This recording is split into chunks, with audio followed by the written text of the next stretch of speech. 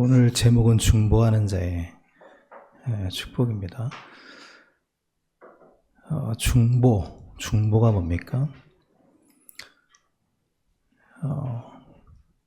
한자 그대로 풀이하면 가운데 중 지킬 보. 그러니까 하나님과 누군가 사이에서 누군가를 위해서 간절히 간구하는 자, 간구하는 것, 이걸 중보라고 하는 거죠. 마치 내가 그인 것처럼 간구하는 거, 이게 중보입니다. 성경에서 영원한 중보자는 예수 그리스도 한 분밖에 없습니다. 그런데 예수님께서 우리를 향하여 나를 따라오너라 라고 말씀을 하셨죠. 그래서 우리도 중보자적인 삶을 살아야 되는 겁니다.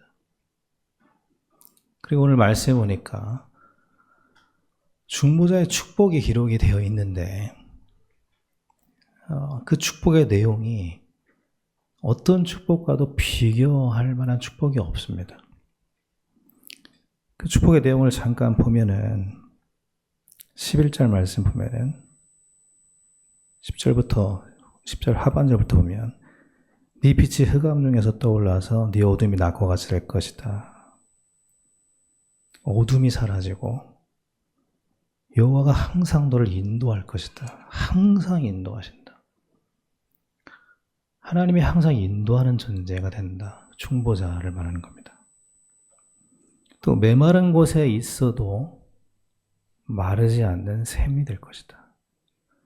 우리 인생은 메마를 때가 있잖아요. 근데 그곳에 있어도 너는 마르지 않게 할 것이다. 또 너에게서 날 자들, 우리 자녀들 말하겠죠. 너에게서 날 자들이 황폐된 곳을 다시 세울 것이다. 자녀의 축복도 약속이 되어 있죠. 너는 역대에 파괴된 기초를 쌓으리니 너를 일컬어 무너진 데를 보수하는 자라 할 것이며 길을 수축하여 거할 곳이 되게 하는 자라. 그러니까 우리가 무너지고 파괴된 것을 세우고 고치는, 치유하는 자가 될 것이다.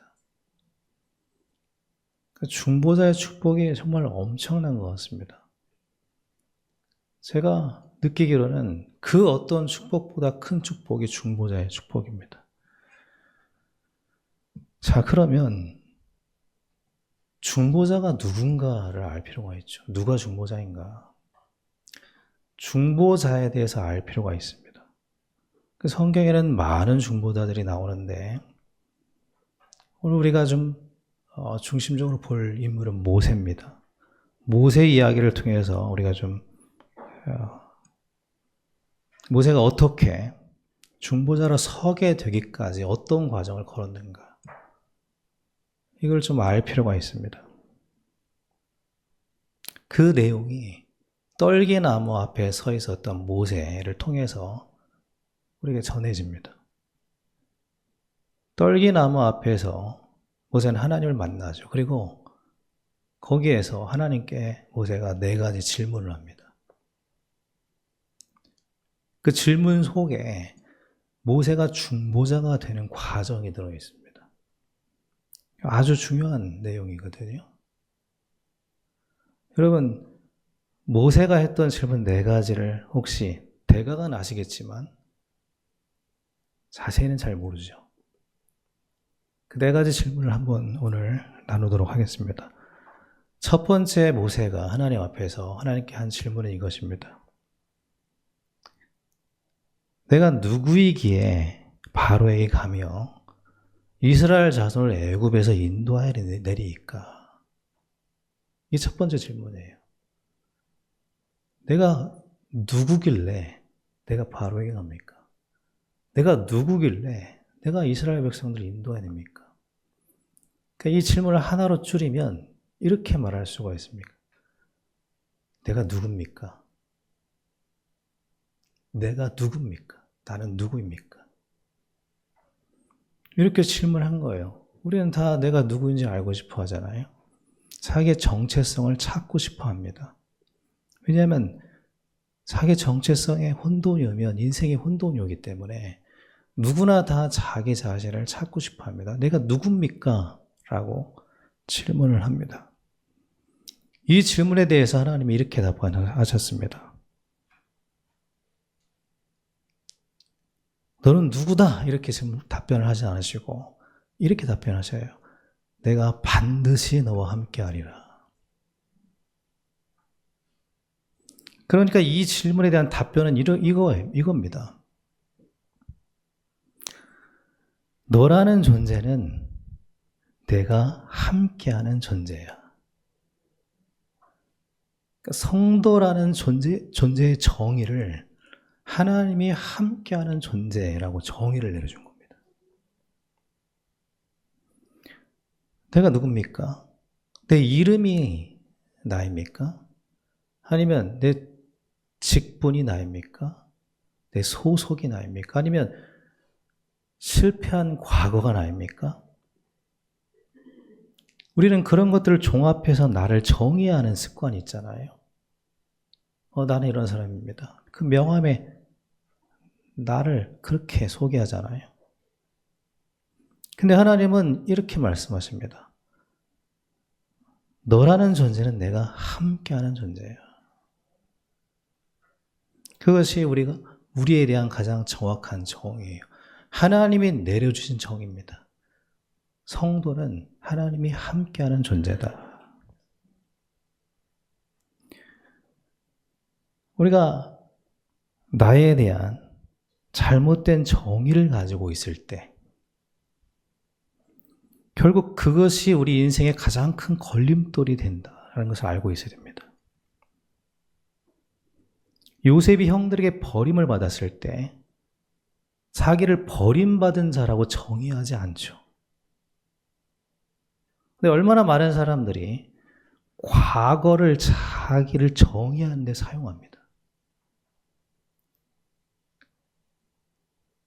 요셉은 자기를 버림받은 자라고 정의하지 않고 하나님이 함께하는 자로 정의하고 살아갑니다.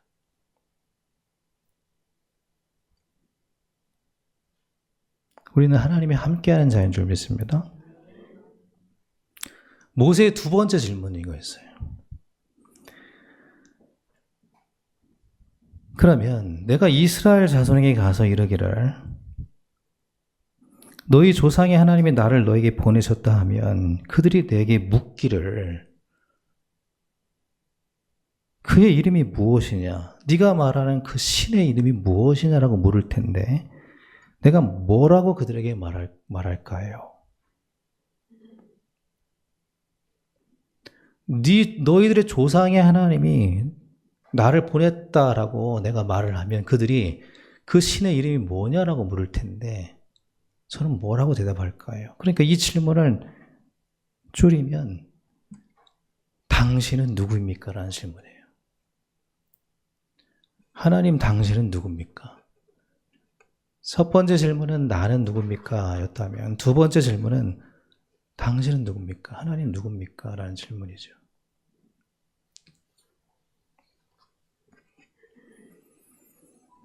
거기에 대해서 하나님이 이렇게 답변을 하셨습니다. 나는 스스로 있는 자니라. 이 말씀이 스스로 있는 자라는 이 말씀을 한 단어로 여호와라고 합니다. 나는 여호와다 이렇게 말씀하신 거예요.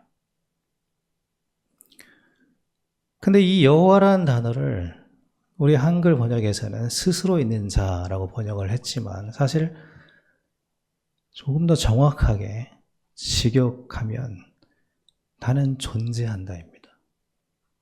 나는 있다라는 의미예요. 나는 존재한다라는 의미예요. 그리고 앞뒤 문맥을 연결해서 하나님이 지금 하시려고 하는 말씀을 더 정확하게 얘기하면 나는 과거에도 너와 함께 있었고 지금도 너와 함께 있고 앞으로도 너와 함께 있는 존재다라는 의미입니다. 그러니까 첫 번째 질문, 나는 누굽니까? 라는 질문에 내가 너와 함께 한다라고 답변하셨던 하나님이 당신은 누굽니까? 라고 질문했을 때 그 답변도 나는 너와 함께하는 존재야 라고 답변하신 거예요. 나는 늘 있는 존재야. 근데 그냥 있는 게 아니라 너와 함께 있는 존재야. 심지어 하나님은 그 아들의 이름도 임마누엘이라고 지으라고 했습니다. 그러니까 하나님께서 지금 우리에게 전달하고 싶은 모든 메시지가 그 이름에 있고 아들의 이름에 있어요.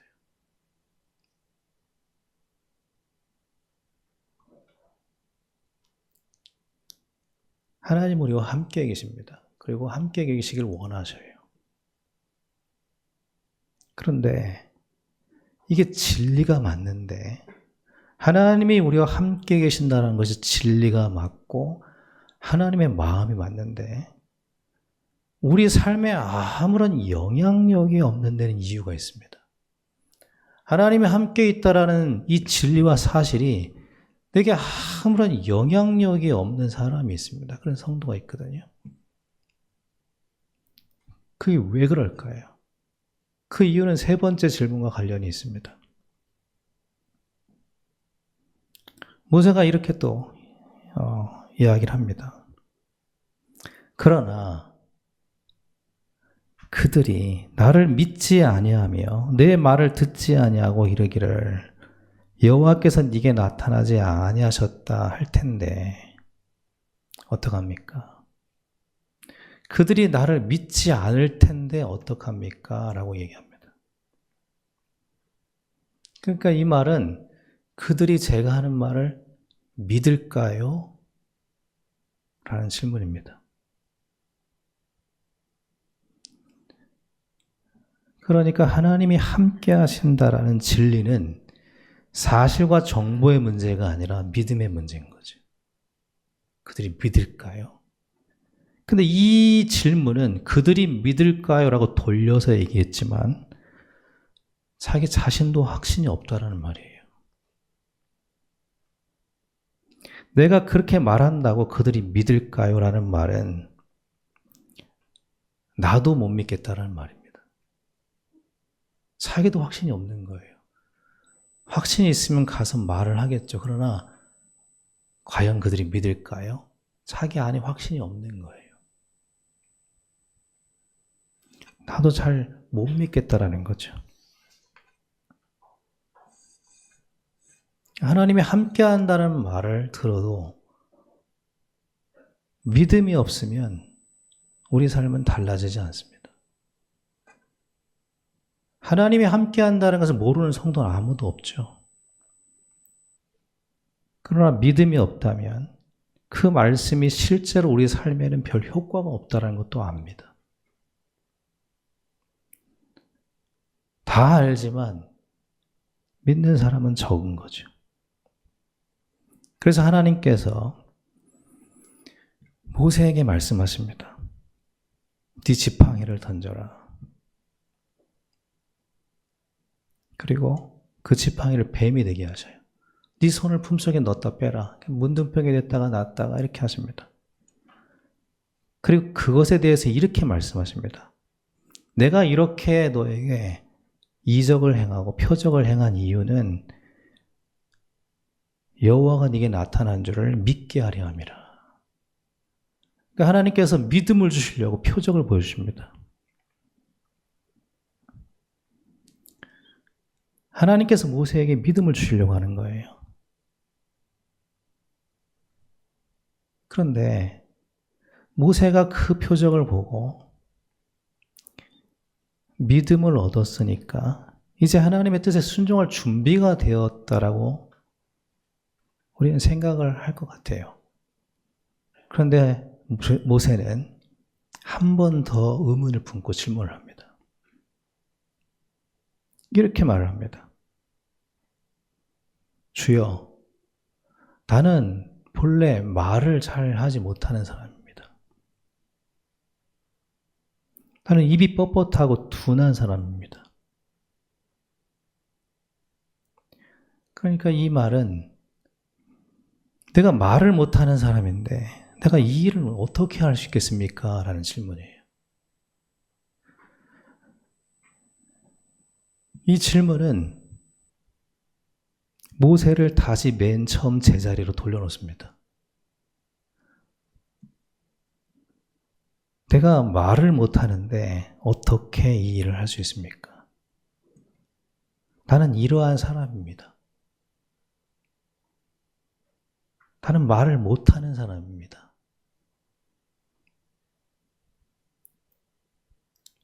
모세가 가지고 있었던 자기 자신에 대한 그 확신이 모세를 제자리로 돌려놔요.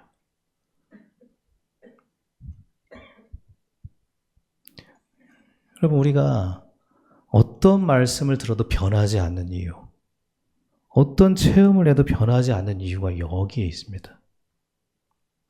나에 대한 잘못된 확신을 버리질 않는 거예요.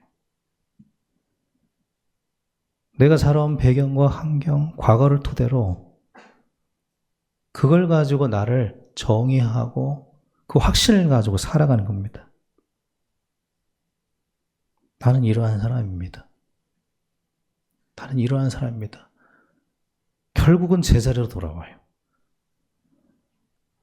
성경에서 우리에게 말하는 거, 하나님이 그 모세를 통해서, 이야기를 통해서 우리에게 말하고자 하는 것은 이겁니다. 결국 넘어서야 될 것은 나 자신이라는 거예요. 우리는 환경을 넘어서려고 하고 내가 자라온 배경과 과거를 넘어서려고 하잖아요. 근데 하나님은 그렇게 말씀하지 않으십니다. 나를 넘어서야 된대요.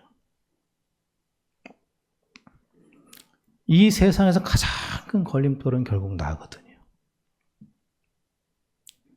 어떤 나가 걸림돌이냐면 내가 생각하는 내가 걸림돌이라는 겁니다.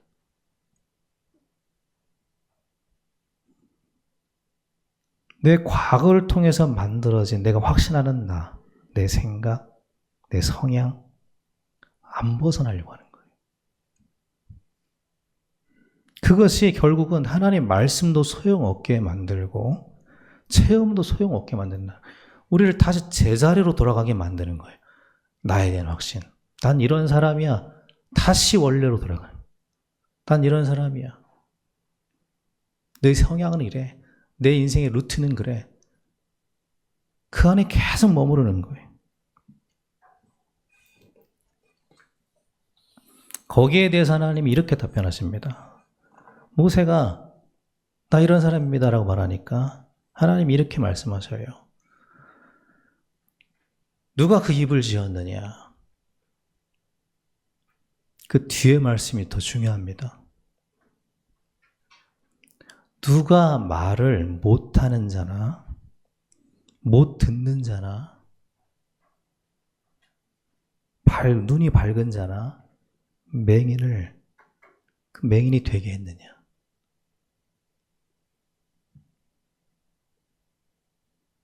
누가 말을 못하게 했느냐? 누가 못 듣게 했느냐? 누가 보게 하고 못 보게 했느냐? 그것이 나 여호와다. 그러니까 이 말씀은 이거예요. 너의 말 못하는 입을 지은 자가 나다라는 말씀입니다. 모세는 내가 말을 못해서 저는 그 일을 할 수 없습니다라고 주장을 했지만 하나님이 이렇게 말씀하시는 거예요. 그 말 못하는 게 우연이 아니고 네 과거의 배경 속에서 만들어진 게 아니고 그 과거의 상처가 너를 말 못하게 한 게 아니고 그 말 못하게 한 것도 나다라고 말씀하시는 겁니다. 그러니까 이 말씀은 너 입을 창조한 자가 나다라고 말씀하시는 게 아니고 너를 말 못하게 하는 자가 나다, 하나님의 주권을 말씀하시는 겁니다.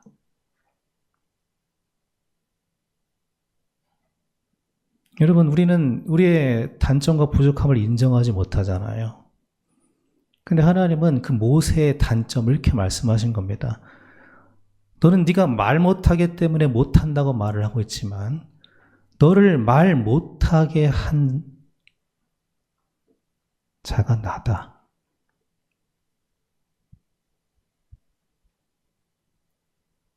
그렇게 만든 자가 나다. 그러니까 이 말은 그것은 너의 단점이 아니고 나를 더욱 의존하게 하는 내가 만든 장치다, 이렇게 말씀하고 있는 겁니다. 그럼 바울의 가시도 마찬가지였죠.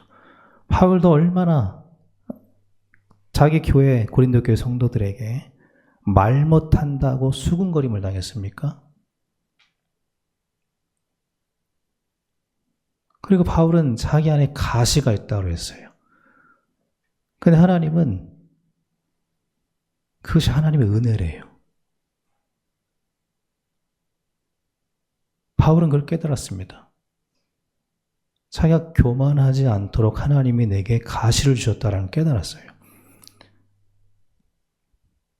하나님의 주권 속에 자기의 문제가 있다는 걸 알았습니다.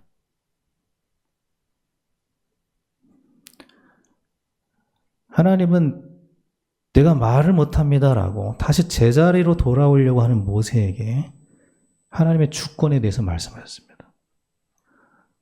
너를 말 못하게 한 거 그건 나야. 이유가 있다라는 거죠. 사람은 누구나 다 자기 자신을 넘어서고 싶어하는 마음이 있습니다. 그럼에도 불구하고 늘 자기 안에 머무르는 또 성향이 있습니다. 우리가 나를 넘어서지 못하면 절대 중보자가 될 수는 없습니다. 중보라고 하는 것은 나를 넘어서는 거거든요. 그런데 나를 넘어서려면 하나님의 주권을 인정해야 돼요. 여러분, 이건 매우 중요한 거예요. 만약에 이번 한 주간 동안에 내가 의도하지 않는 사건을 만나면 어떻게 하시겠습니까? 내가 계획하지 않는 일이 벌어졌다면 어떻게 하시겠습니까? 내가 좋아하지 않는 만남이 일어났다면 어떻게 하시겠습니까? 그때 대부분의 사람들은 이렇게 합니다. 거부하고 회피해요. 왜냐하면 그것은 내 성향과 안 맞고 내 생각에 위배되기 때문에 자기 중심에서 안 벗어납니다. 나는 이렇게 살아온 사람이고 나는 이렇게 살아갈 거라는 거예요. 자기를 끝까지 유지하는 겁니다. 자기를 벗어나질 못해요. 그 사건을 하나님이 내게 주셨다라는 그 주권을 인정하지 않습니다. 여러분이 한 걸음 나아가서 내 생각이 아니라 하나님께서 이 사건을 내게 주셨다. 하나님이 이 상황을 내게 주셨다. 하나님이 이 만남을 내게 주셨다는 하나님의 주권을 인정할 때 그때 우리는 우리 자신을 넘어서게 됩니다. 그러지 않으면 우린 다시 내 안으로 돌아와요. 내 안에 머물러 버립니다. 다시 미디안 광야로 돌아가야 돼요. 모세가 자기를 넘어서지 못하면 미디안 40년 살았던 그 인생을 연장해서 또 살아야 돼요. 중보자로 나아갈 수가 없습니다. 다 성경의 이야기가 그거 아닙니까?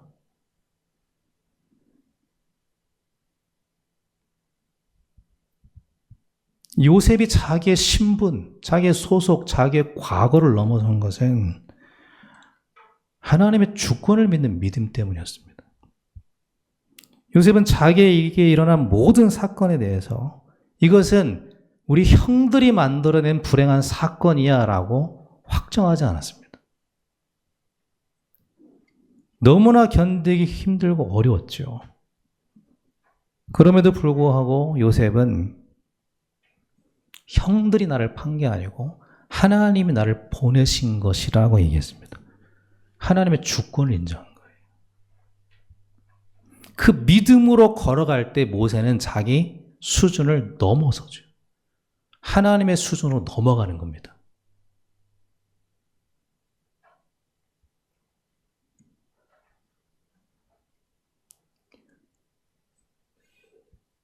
우리에게는 예상치 못한 일들이 일어나요. 내가 이해하지 못하는 상황이 있습니다. 인생을 살다 보면 있죠. 모든 걸 다 이해할 수 있는 인간은 존재하지 않습니다. 인간은 자기 자신도 이해 못하거든요. 그 모든 걸 이해하려고 하는 게 아니라, 모든 것을 이해했던 것이 아니라 요셉은 하나님의 주권을 믿고 걸어간 거예요. 그때 자기의 한계와 수준을 넘어서게 된 겁니다. 그래서 모세도 저는 입이 둔한 사람입니다. 저는 말을 못한 사람입니다. 그동안 자기가 고수해온 자기거든요. 거기로 돌아가는 거예요, 계속.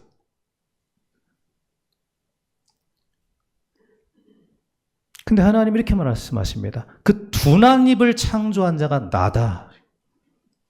내가 너와 함께 할 것이다. 그 둔한 입이 네가 하는 일을 막는 걸림돌이 아니라 네가 생각하는 너에 대한 잘못된 생각이 너의 걸림돌이다. 나는 그 둔한 입을 사용할 것이다. 어떻게? 내가 그 입에 함께 할 것이다.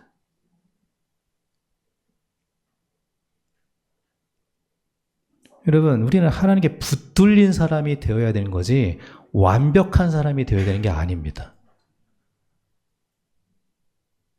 완전한 사람이 되는 게 하나님 뜻이 아니에요. 하나님께 붙들린 사람이 되어야 되는 거죠. 아무리 싸구려 펜이라도 위대한 작가의 손에 붙들리면 위대한 작품을 남기는 거잖아요. 우리는 싸구려 펜과 같은 존재지만 하나님께 붙들릴 때 우리 인생은 달라지는 겁니다. 하나님의 수준이 되는 겁니다. 모세가 최고의 중보자가 되기까지 언제나 걸림돌은 자기 자신이에요. 자기 생각을 안 버려요. 자기 생각을 고집해요. 자기는 이런 사람이라는 겁니다. 그렇게 살아왔다는 거예요.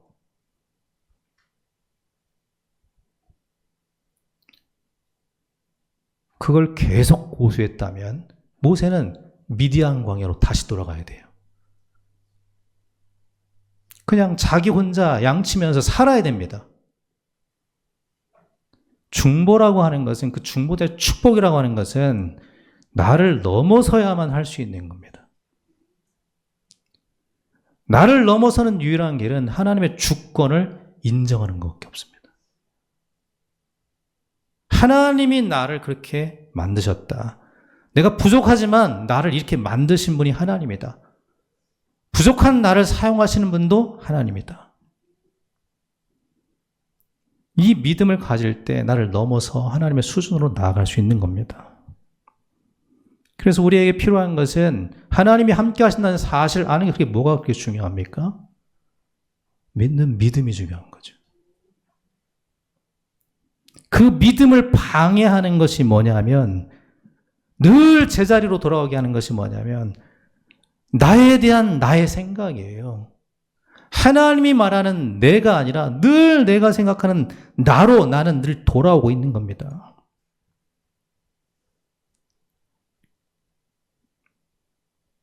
이번 한 주간 동안 우리가 도전해야 될 게 있어요. 일어나는 모든 사건, 모든 상황에 대해서 그동안 살아온 내 성향, 내 과거의 배경, 내 생각 주장하지 말고 하나님의 주권으로 받아들이시길 바랍니다. 하나님께서 이 사건을 주셨고 하나님께서 이 상황을 주셨다. 요셉처럼요. 그것만이 나의 한계와 수준을 넘어서는 길입니다. 그것만이에요. 그것만이에요.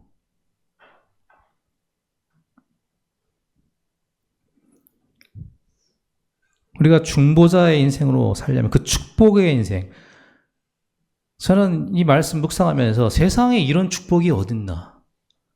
저는 이 성경을 읽었지만, 이 성경 전체를 다 강해했지만 이와 같은 축복이 어딨나 싶을 정도예요. 중보자를 하나님이 어떻게 하신다고 하십니까? 내가 영광으로 호위하겠다.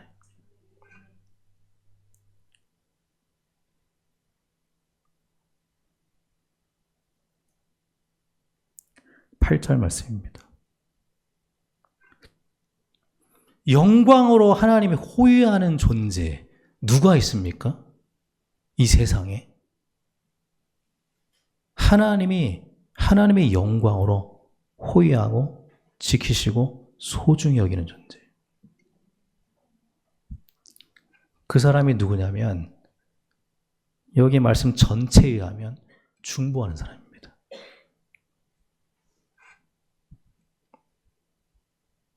그 중보자의 인생을 살려면 반드시 나를 넘어서야 됩니다. 나를 넘어서려면 하나님의 주권을 인정해야 됩니다. 그때 하나님께서 하나님의 수준으로 우리 인생을 이끌어 가실 겁니다.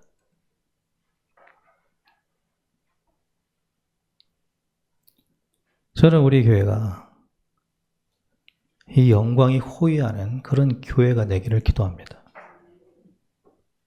우리 성도님들이 그와 같은 인생으로 남은 인생을 마무리하기를 원해요.